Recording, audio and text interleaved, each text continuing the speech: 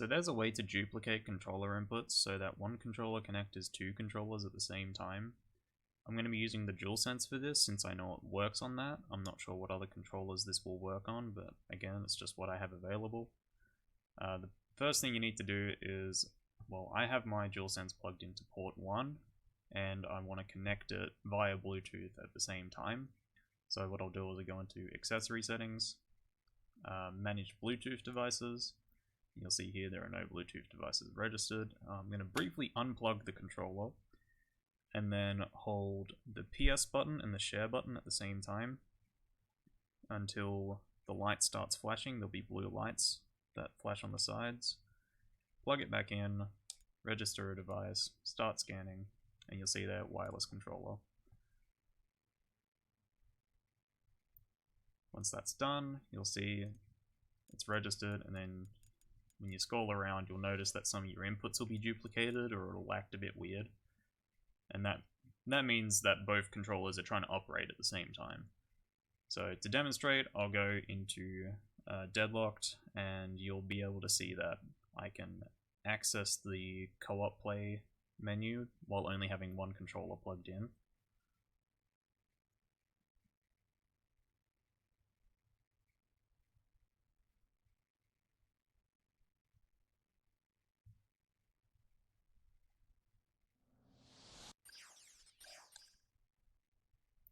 So you see there, it just put me in straight away.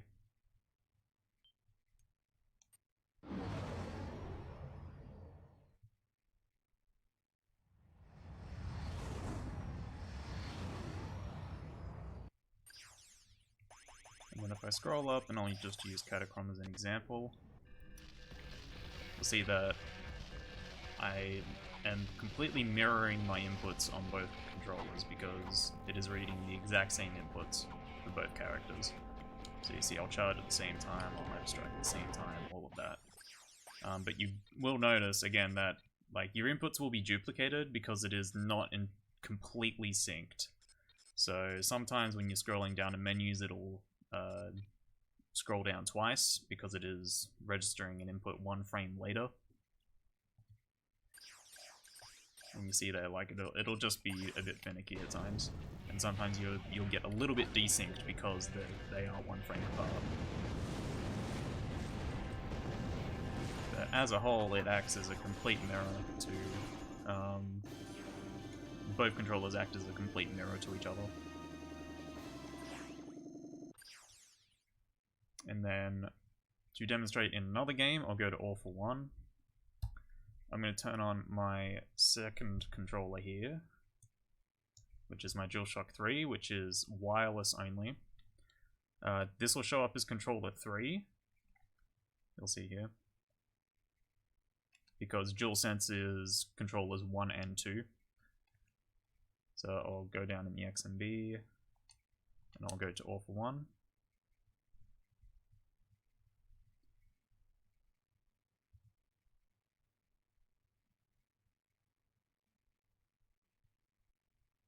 For some games, including All for One, you do need to have a DualShock 3 active to get past the main menu or whatever, because for some reason it won't register start inputs on the DualSense.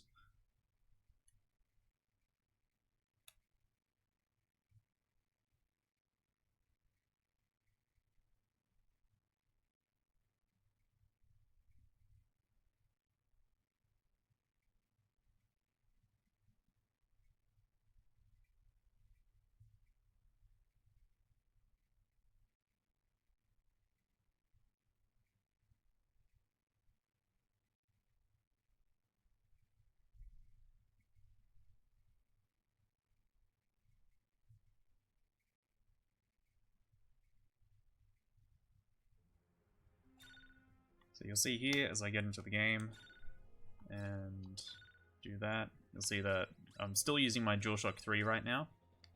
So this is controller 3, but it's acting as controller 1, which is confusing.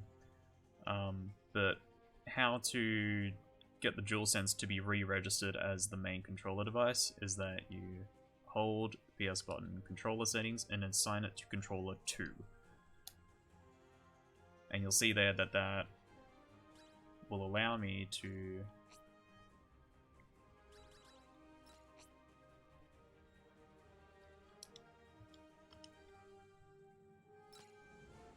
assign it to controller 1. And that allows me to control 2 characters at the same time.